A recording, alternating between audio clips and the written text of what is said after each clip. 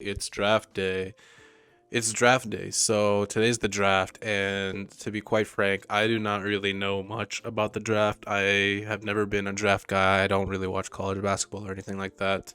But this year, I've been kind of keeping up with some of the names on this draft, and I know a little bit about like the people in the lottery and some other people around the draft.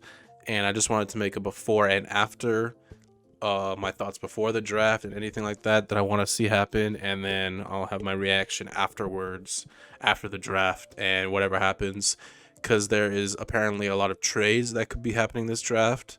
So as the background for right now, I'm gonna have the Ringers draft guide by Kevin O'Connor. Amazing. I love Kevin O'Connor. He's really good at talking about basketball and just mock draft and all that stuff. So, as we all know, which everyone knows, the top three in the draft: Jabari Smith Jr., Chet Holmgren, Paolo Banchero. These are really good prospects, obviously. They're all like really big forwards. Chet is technically a center, but, really versatile. Jabari can shoot the ball like crazy. Chet Holmgren, he's really good defensively, big shot blocker. He's kind of skinny, but, ball handling skills, stuff like that. Paolo Banchero, some people say he's the most complete, possible best player in the draft. He can create his own shot, do stuff like that. For a long time now, this has kind of been the consensus top three, with Jabari being first, even though some people will like Paolo as first. I really like Chet Holmgren with the Thunder, just because I think him, Josh Giddey is already a pretty tall point guard kind of guy. Shea Gilgeous-Alexander, a tall shooting guard. So, and he's 7 foot. They would be a super tall team, and he would be kind of like their certified center, because they don't really have that. Jabari, I guess, with the Magic would work well. I mean, with his spacing and everything like that, maybe they can make Mo Bamba expendable. Paulo Banchero with Jalen Green would be really fun. So, I mean, these guys, this has been the top three for a while now. I'm wondering if Paulo will be first, because there have been some talks that it's not 100% that Jabari Smith Jr. is going to be first overall. So I'm curious if that will happen. Also, just trades in general in this draft. There apparently Woj says to expect a lot of trades, and in the last few drafts there have been like zero trades. But I'm really hoping for something big. The team that I think should make a trade, Sacramento Kings. They are apparently supposed to take Jaden Ivey here, which he's a really skilled player in this draft. But they still have De'Aaron Fox, and they have Davion Mitchell that they took last year, which didn't really make sense because they already had Tyrese, so that was like three guards, and now there's another guard. So I don't know. I think the Kings should trade this pick, because I don't know, they're kind of in a win now mode, even though I don't believe in Domantas Sabonis and De'Aaron Fox like that. But I think the Kings might trade their pick, which would be fun to see. Pistons over here at number 5. They get Jaden Ivey. That would be really cool. Benedict Mathurin. I don't really know much about him. But I know he's a bucket getter. Yeah, right here. He's a bucket getter. Yeah, knockdown shooter with shot making ability off the dribble. Shout out to this article. I really love how in depth. If you click the deep dive, you get so much information.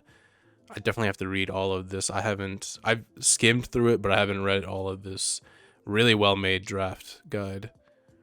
The Pacers have an interesting core with Tyrese, and they still have. I mean, but mostly Tyrese Halliburton. They still have Miles Turner that they can trade. Malcolm Brogdon has also been in some trade talks. Both of them are a bit older. Not really Miles Turner, but yeah, Malcolm Brogdon is a bit older. He was in some trade rumors with the Lakers, which would be kind of crazy for the Lakers to get him. I really don't see that happening.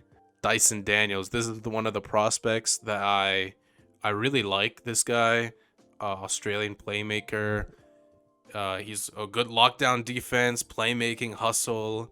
He's really good at everything except shooting the ball right now. But I feel like shooting the ball is one of those things that if you just are in the right situation, with the right staff and you really take it seriously, I think getting your shot right isn't that difficult, or it shouldn't be that difficult. So I really like Dyson Daniels. I think he's a cool guard.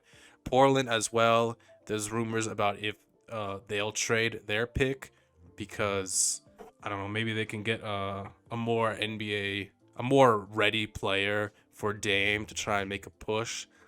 But I would also like to see them keep their pick. Apparently that they were saying that they're gonna take Shaden Sharp with the number 7 pick, instead of Dyson Daniels, because Shaden Sharp he didn't play in college at all. So all we have to go off of is like his high school mixtapes and all that stuff. So yeah, apparently they promised that they would draft Shaden Sharp. I don't know. It would be very interesting. He's a very interesting prospect. Ousmane Dieng. I've always really liked these kind of unicorn players. Basically like the super tall dudes who can do a little bit. I really liked oh my god, I really liked Evan Mobley last year, and I was really hoping the Raptors would draft him if they could like trade up or something.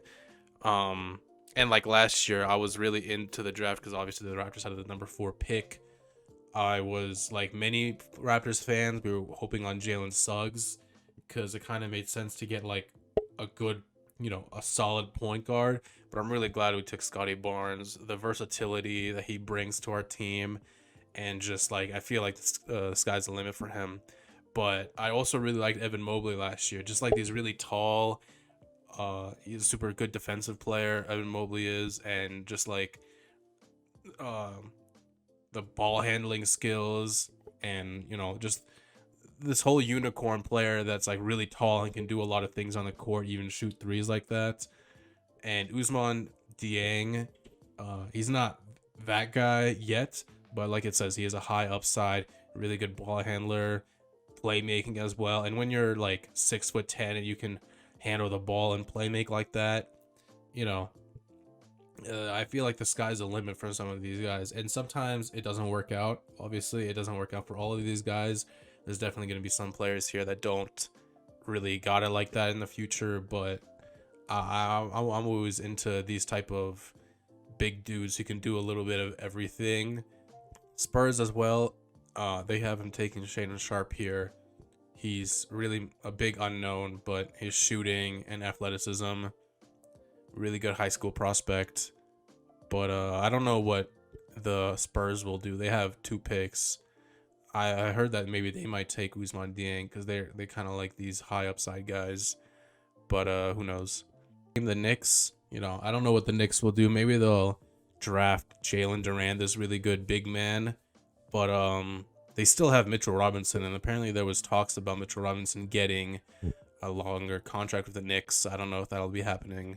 The Charlotte Hornets are in a really interesting spot. They have the 13th pick and the 15th pick, and a lot of people have been saying that Mark Williams will be going to them, probably with the 15th pick, because they've needed a big center for a long time, and he would be really good defensively. And like it says, Robert Williams, shades of Robert Williams, and Hassan Whiteside, consistent Hassan Whiteside with LaMelo. That would make a really good pairing. And I feel like it's a better idea for them to get a young player like this that won't cost them as much, rather than like Miles Turner. And since number 14 is the Cavs do not need any big man anymore. So because of that, the Hornets can get a different player at number 13. They got him taking the wing, AJ Griffin here, a talented scorer. Maybe in case Miles Bridges doesn't sign back with them, he's one of the free agents that might be moving this offseason, because there's not that many big free agents, and I don't know if the Hornets really want to pay him a max deal. I really don't see Miles Bridges being a max player at all, to be honest. But, they got a lot of options here at 13 and 15 for the Hornets. Nikola Jovic going to the Spurs here. A late bloomer who grew up playing guard, another 6'10" kind of guy, unicorn kind of guy, who can handle, shoot, and create for teammates. At his size, it's always interesting when like a really tall guy can handle the ball well, shoot well, playmaking especially. He's apparently really, really bad at defense, but just play him. You can stick this guy at shooting guard, small forward, maybe even power forward, but he can't really defend like that. But just like these really tall players who have like these guard skills, like he said, because he grew up playing guard, who then just grow up. You have so much versatility with them, with their size. You can put them anywhere on the court like that, as long as they can defend. And he can't really defend, but you get the idea. It's all about future thinking. But yeah, for this draft, I'm really excited to just see. Hopefully, there's a lot of trades. Hopefully, some interesting stuff happens. I don't know. There have been some rumors about Portland trading the number 7 pick for OG Anunoby. I don't know if I would do it. They would have to add a bit more into that because OG is a really good young player. He's still super young. I think he's only like 24. But yeah, I'm not super big expert on any of the players in the draft. I know a little bit about all of them, somewhat, but I'm really excited. I'm really excited for who the Raptors draft on like 33. I don't really know many prospects around that area, but I know that whatever the Raptors draft is going to be a defensive guy who can't shoot, because that is what we do. We draft defensive guys who can't shoot. And yeah, this is the before part of the video. The after part will cut in right now. Through the power of editing, I'm here. It's only been, I don't know, like 6 hours. I went to the gym. I took a nap while watching the draft. I was watching the draft, and now we're going to talk about the draft. So, starting right off, the Magic undercut what they've been basically telling everybody almost since they got the number 1 pick, that they were going to pick Jabari Smith Jr., and here they are. They chose Paolo Banchero. I mean, you can't really go wrong with any of these 3 guys, but Paolo Banchero has been said to be the most NBA ready player, and I think that he can be like the number 1 option on the Magic, because right now they have a lot of young players like Cole Anthony, still have Markelle Fultz, Franz Wagner. They got a lot of point guard play. They had Jalen Suggs last year on number 5, I believe. They also have Wendell Carter Jr. So they have a lot of young guys, but none of them really stand out as like a number 1 option. And I think Paolo Banchero can be that for the Magic. Chet Holmgren going to Oklahoma City. This made a lot of sense. Everyone was saying this pick because, they have Josh Giddey and Shai Gilgeous-Alexander, 2 guards. They don't need any more guards. So they got big guy Chet Holmgren, 7 feet tall. And, they still have Trey Mann, a young guard. They still have Pokusevski. I don't even know how to say his name. Another tall, lanky guy. Thunder are definitely winners of the draft, but it's also with an asterisk. They drafted 3 players overall this draft, and that's great. And I think the players that they drafted are really good. It's just at what point are you gonna start competing? Because at this point, I don't know if you have enough minutes in a game to have these 3 rookies that are coming in: Josh Giddey, Trey Mann. They have like a bunch of other people that were rookies last year. Shai Gilgeous-Alexander only came into the league in like 2018, 2019. So he's super young as well. So like at one point are you going to be kind of moving on from this? And they did make a move when they traded with the Knicks to get their pick that we'll talk about. But they traded away 3 first-round picks for next year. So I feel like they're already starting to unload these picks, which is good, because they really don't need 3 first-round picks next year. So, I mean, for them, they were kind of just throwing it on to the Knicks, and the Knicks accepted. Jabari Smith Jr. goes to the Rockets. Really good, versatile defender, and 40% three-point shooter. Like it says here, potential all-defense team. I'm going to do that. Potential all-defense team to pair up with Jalen Green, shot creator, Jabari Smith Jr. shot creator. They still don't really have like a true point guard, but I feel like they'll be able to find that. But they have Jalen Green, Jabari Smith Jr. now, Alperen Sengun, which is another power forward, big man guy. They have KPJ. So they got a lot of young people. Houston is on the up and up. Kings now drafting Keegan Murray. Some people thought that the Kings were going to trade this pick. They did not trade this pick. Keegan Murray is a bit older of a prospect. Like it says here, Kevin O'Connor gave it a B minus. I'm not an expert at all at these players. I'm kind of just going off some very, very basic knowledge. Some people don't really like this pick because maybe they could have gotten something better. I don't really know. But number 5, we have Jaden Ivey going to the Pistons. And I believe the Pistons, along with Oklahoma City, are the 2 big winners in this draft, with Jaden Ivey, a really high upside guard that they can put in the backcourt with Cade Cunningham. He's a bit inconsistent on defense, like you said, but like I said, most explosive player in this draft and much needed burst. You know, he shot 37% from 3. You know, pretty decent player. And now you can have him. And they got another draft pick that we'll talk about. To go on, to skip a little quicker, Benedict Mathurin, you know, getting a wing for the Indiana Pacers. They have Tyrese Halliburton already, and they still have Miles Turner. Maybe if they trade him. But, you know, it's good to have wings. You can never have too many wings. Shaden Sharp as well, speaking of wings. He is the biggest unknown in this draft. He obviously didn't play for the last year. And, you know, he's kind of a big project, to be honest. Like, I don't really know what you're getting from him. And Portland is really taking a big chance on drafting him here. But I guess they really believe in him. And, you know, maybe he turns out to be a stud. Pelicans with this pick, they picked Dyson Daniels. I'm going to go through and select some players that I really like in this draft. But he's one of them. With this team, alongside like Brandon Ingram, CJ McCollum, Zion Williamson, Herb Jones, defensive player, and now you have another on-ball defender, 6'6" guard who can play make really well, and his kind of only biggest weakness is his shooting. And you know, you would like to have some knockdown shooters alongside Zion, but you know, defense, playmaking, tall guard alongside CJ, alongside Herb Jones. Brandon Ingram is pretty good on defense. Zion, hopefully he can get good at defense and play defense. They still have Jonas Valanciunas, really good rebounder. So yeah, I really like this pick for the Pelicans. Jeremy Sohan, capable, athletic, two-way player, on-ball defense. To the Spurs here, they get another wing. Again, I don't really know that much about these players, but I like that he changes his hair a lot. So he's one of my favorite players now.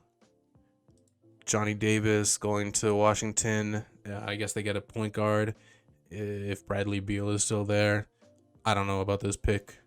Apparently he's a bucket. He can score. The potential defensive stopper. You know. Ousmane Dieng and Jalen Williams. So there was some trades finally. And New York had this pick. And they picked Ousmane Dieng. And they traded him to Oklahoma. And they got like 3 picks for next year. I think New York is one of the losers in this draft. I'm not going to lie. Because they had a lottery pick. And they come out of it with 3 picks next year. And, you know, 3 picks is nice. But, like, I think all of them are protected in the lottery. So, like, you're not going to be getting 3 lottery picks or anything like that next year. You're going to be getting, at most, maybe 2 20s-ish picks. I don't know. So, I don't know. I think the Knicks are kind of a loser in this draft. I'm not going to lie. But Ousmane Dieng, another player I really liked. Just when you're a tall guy who can do, like, these more guard-like things, ball handling, playmaking. You know, they already had Chet Holmgren, who's also super big guy who can block shots and ball handle and create a shot, kind of, you know. So they get another player like that. And then right afterward, Jalen Williams, two-way guy who can shoot. He almost shot 40% from the season. And apparently he's also a versatile defender. So Thunder came out with 3 really, really decent draft picks. Like it says over here, Jalen Williams shot 44% of his catch and shoot threes. So, you know, you can't get enough of that. I think the Thunder are going to be a very, very, very, very fun team to watch next year, along with the Pistons. Speaking of the Pistons, here they are. They chose Jalen Duran, and he's, like I said, explosive shot block. He's a really good defender. 6'10", super young. He's only 18 years old, and they, how did they? Yeah, this was originally Charlotte, and Charlotte traded him away, even though they needed a center. They traded him away, and they got back the 2025 first round pick from the Milwaukee that the Pistons got in the trade when they traded Jeremy Grant. So they basically got number 13 in this draft for Jeremy Grant, which, I mean, is not bad, all things considered. They got a really good defensive center to pair alongside Cade and Jaden Ivey and Sadiq Bey, and Isaiah Stewart is still there. So, Pistons, another really fun team. Detroit basketball is back, baby. Here we are, Charlotte. They choose another center since they traded away the first one. This guy's 7 foot, Mark Williams. Again, another shot blocking, interior scoring, defending guy, rebounding. He's a lob target for LaMelo Ball. So I think they finally got their center that they've been waiting for so long. And hopefully I think he's like one of the tallest guys. Like he's 7 foot. Super, super big guy in this draft. This pick right here, Walker Kessler, a center for the Timberwolves. There have been talks about the Timberwolves trading for Rudy Gobert or Clint Capella, which would be interesting because, Karl Anthony Towns is their center, but Cat has never really been a defensive player like that. So I believe now they're kind of looking for another center to pair alongside him so then Cat can play power forward. And I think Cat could be a bit better as power forward just because he won't have to be like the big defensive center in the middle, keeping everything down. And now this guy can be that for them. David Roddy, this guy I also like. I watched him a little bit in the NCAA tournament and going to the Grizzlies. This dude is 6'5", but like 260 pounds, and he's like almost a 7 foot wingspan or something like that. So yeah, a very interesting body type. He's very much a PJ Tucker type of guy. He shot 46% on his threes. He's a hustler, defender, really good defender as well. They had to trade Anthony Melton to the Philadelphia 76ers for this pick, but it seems like a good pick for the Grizzlies. Nikola Jovic goes to Miami Heat. They're adding a 6'10" shot creator, pick and roll player, playmaker, shooter. He doesn't really defend much at all, but for Miami, it's always good to have another shooter like that. Yeah, I'm going to make some early picks for my favorite players on this draft based off of basically their names and what little knowledge I know about them. Obviously, the top 3 draft picks, Paolo, Chet, Jabari, I think they're all going to be really good. I mean, it's going to be very fun to watch them. I think Jaden Ivey alongside Cade and just the Pistons team overall is going to be really fun. I think Shaedon Sharpe is going to be very interesting to look out for with his development in Portland, and he seems like such a raw talent. It's going to be very interesting to see, especially as a Toronto fan, because there was some rumors from Portland that they wanted to trade the 7th overall pick for OG Anunoby, and maybe if Shaedon Sharpe is like the best player in this draft eventually, maybe that was a mistake for Toronto not to do it. I'm glad they didn't do it because OG is still super young and he is a really important part of the team. But Shaedon Sharpe is a name to look out for. Dyson Daniels as well, playmaking defender, tall point guard. Those are also always fun. So I think he'll be a really nice fit on the Pelicans. He's one of the guys I'm looking for in this draft. Jeremy Sohan, he changes his hair a lot. It reminds me, like they mentioned in the broadcast, it reminds them of Dennis Rodman. I love Dennis Rodman. So, I'm going to look out for this guy. Ousmane Dieng, again, like I said, these unicorn type tall players, Oklahoma and Detroit, I'm going to be watching a lot more of them this year just to see all of these rookies that they got and see how it fits together and to really they're finally building their team and getting a lot of young players to really solidify this is the team that we're going to be building upon now. And because last year for Oklahoma especially, it got to a certain point where like in the later part of the season, they were just rolling out 5 men out there who were like the most random 5 guys. They were just taking a lot of super raw prospects, super young guys, and just throwing them out there and seeing what sticks. But now they're taking 3 lottery rookies this season, along with Shea, Josh Giddey, Trey Mann, whoever else they have there. Ludort is still there. So, I feel like they're finally building their team like that, along with Jalen Williams, Jalen Durant as well. Big guy for the Pistons. He's going to be great alongside Jaden Ivey and Cade. It's going to be very fun to watch them as well. Mark Williams as well, really good defender. I'm going to see him and LaMelo. Hopefully it'll be a good pairing there. Tari Eason, I'm picking him because I like his name. That's why. David Roddy, I also like his name. Hopefully I'm going to be watching more of the Grizzlies. His body type is crazy, 6'5", 260 pounds. He has a super long wingspan as well. Going to be very fun to watch him. Marjon Beauchamp, I didn't really speak on, but a wing going to the Bucks. Off the bench guy. Hopefully provide some. He's not much of a shooter apparently here, but I like his last name. Nikola Jovic, again, fun name to say. He's not Nikola Jokic, Nikola Jovic, but again, these super unicorn type players, super tall. He can't defend at all, but he can shoot. That's always fun. Ty Washington, not really much to say. I also like his name. Now let's get into the real pick. Christian Koloko, picked 33 in the second round by the Toronto Raptors. As far as I know, this is an amazing pick. 7-foot tall center. Finally, the Raptors all season. Our team was literally 6'5" to 6'9". Every single player. OG, Precious Achiuwa, Scotty Barnes, Pascal Siakam, Gary Trent Jr. was 6'5". All of these guys in this range of height, and it worked.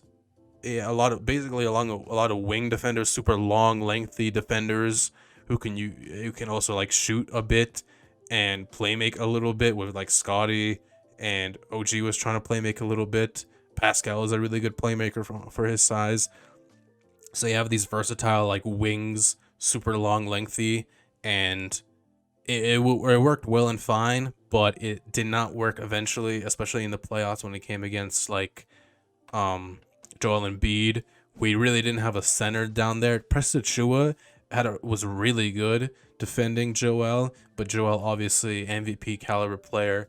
He still gave us the business, but now we have a 7-foot tall center from Cameroon, and this is such a Raptors type pick to pick a super raw defensive prospect. At least he's a center this time. He's also from Cameroon He picked up basketball at age 12. Sounds very much like Pascal Siakam, who started playing basketball late and is also from Cameroon. And there was a picture I just saw of this guy and Pascal when they were like younger. And this guy apparently follows Pascal and all of his brothers as well. So I guess they know each other. So here we have a long, athletic big man. He won Pac-12 Defensive Player of the Year. And the person who did that last year, Evan Mobley, the guy I wanted the Raptors to draft if they could have drafted him. But, Evan Mobley made a big impression on the Cavaliers defense.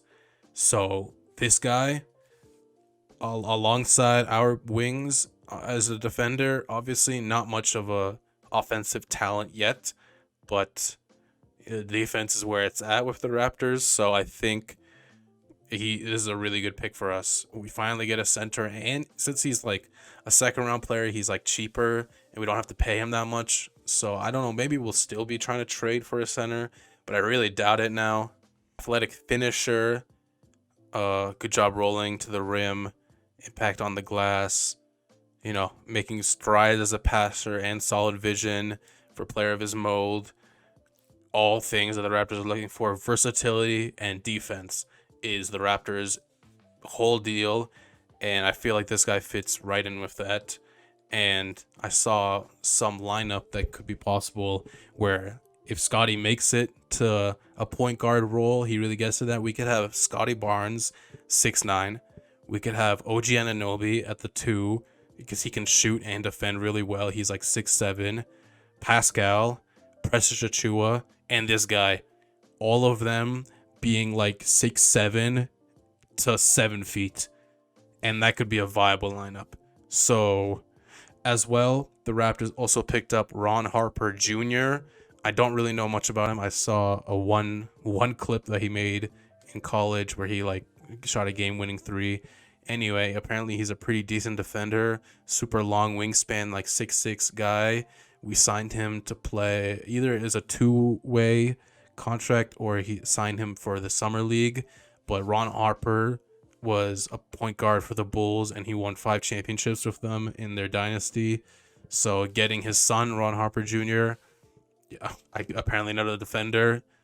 I think the Raptors, with what they had in this draft, with their 1 pick, I think this is an absolute hit of a pick, and I'm very happy. And yeah,